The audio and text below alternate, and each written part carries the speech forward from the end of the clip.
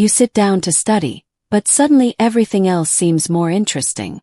Maybe you should check your phone. Just one video. Or maybe you need a snack.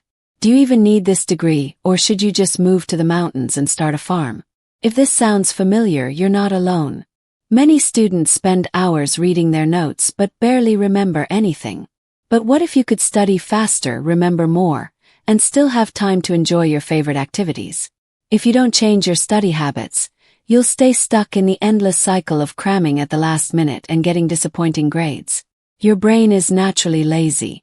If you give yourself 3 hours to study, you'll take all 3 hours, but most of that time will be filled with distractions. This happens because of a rule called Parkinson's law. Work expands to fill the time available for it. Instead of telling yourself that you have to study for hours, trick your brain by saying, "I'll just study for 20 minutes. 20 minutes feels short and easy, so your brain won't resist. And once you start, you'll probably keep going. One of the best ways to learn faster is by teaching. Einstein once said, "If you can't explain something simply, you don't understand it well enough." Try explaining what you're studying to a 5-year-old. Use simple words and no complicated terms. When you get stuck, that's the part you need to review again. Once you can explain it in the simplest way possible, you truly understand it.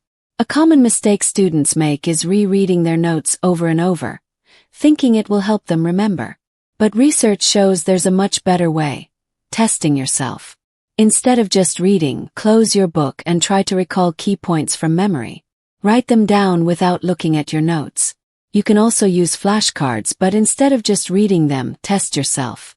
This method helps your brain store information more effectively. Have you ever noticed that you focus better when a deadline is close? That's because urgency helps your brain concentrate.